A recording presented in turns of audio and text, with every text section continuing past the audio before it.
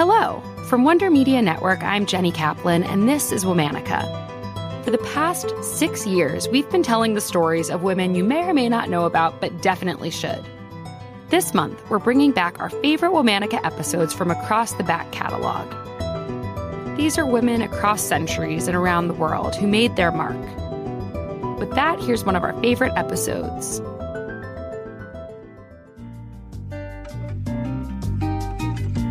Hello. From Wonder Media Network, I'm Jenny Kaplan, and this is Womanica. This month, we're talking about muses, women who were drivers of creativity and inspiration. Today, we're talking about the woman who inspired Man Ray and many other painters, photographers, and sculptors. An artist herself, she impressed critics with her paintings and made waves with her risqué memoir. She was a dazzling socialite and style icon, a true it girl of Bohemian Paris. Meet Kiki de Montparnasse. Kiki de Montparnasse was born Alice Prin in 1901 in the Burgundy region of France. Kiki's father wasn't in her life. Her mother moved to Paris when she was young, leaving Kiki with her grandmother. Kiki went to school for just a year before she dropped out. She worked a series of menial jobs until the age of 12 when she caught a train to Paris to reunite with her mother. As a teenager, Kiki started work as a model, posing nude for a sculptor. Her mother disowned Kiki for what she saw as a lewd profession, leaving Kiki broke and homeless. But her modeling work and dishwashing jobs kept Kiki afloat. Artists liked Kiki's striking features, the contrast created by her porcelain skin and dark hair. The poet John Glasgow wrote, "Her face was beautiful from every angle, but I liked it best in full profile, when it had the lineal purity of a stuffed salmon." Kiki also took pride in her appearance and loved to experiment with her style. She didn't have the money to spend on expensive beauty products, so she sometimes crushed fake geranium petals to color her cheeks and lined her eyes with burnt matchsticks. Kiki's charisma and quick-witted jokes made it easy for her to make friends with the many artists living in Paris's Montparnasse neighborhood. Soon, her circle included Maurice Utrillo, Jean Cocteau, and Modigliani.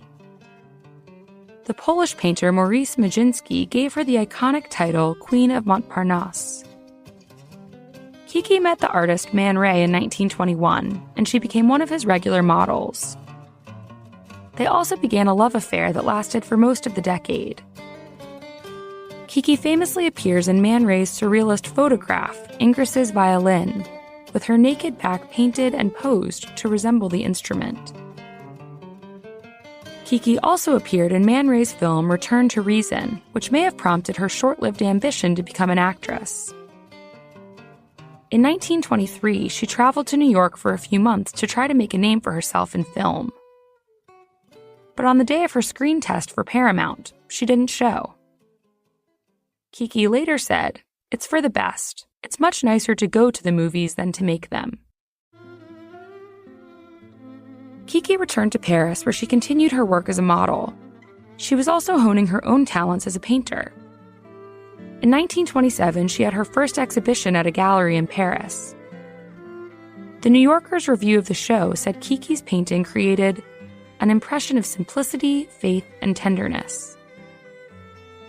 A few years later, she published a memoir featuring tales from her childhood and her adventures as part of Paris's bohemian culture. Kiki's writing revealed her lively personality and uncomplicated outlook on life. She wrote, "All I need in life is an onion, a bit of bread, and a bottle of red wine, and I'll always find someone to give me that." Ernest Hemingway, one of Kiki's friends, wrote the introduction for the English translation in 1930. He wrote, "For about 10 years, she was about as close as people get nowadays to being a queen. But that, of course, is very different from being a lady." The book included stories about the sexually open and sociable young Parisian women, a controversial subject at the time. United States Customs banned Kiki's memoir from entering the country, and it wasn't officially published in the U.S. until 1996. As Kiki grew older, she continued to serve as a muse for the artists in her Paris social circle. She dabbled in music, performing in cabaret shows and Paris nightclubs. In the 1930s and 1940s, she even recorded some of her songs. Near the end of her life, Kiki began to drink heavily and use cocaine, which led to a sharp decline in her health. She died in 1953 after collapsing outside her Paris apartment. She was 51 years old. Her title, Queen of Montparnasse, was immortalized on her gravestone. Thank you for listening to this Best Of episode of Womanica. For more information, find us on Facebook and Instagram at Womanica Podcast. Special thanks to Liz Kaplan, my favorite sister and co-creator. As always, we'll be taking a break for the weekend. Join us on Monday for another one of our favorite episodes.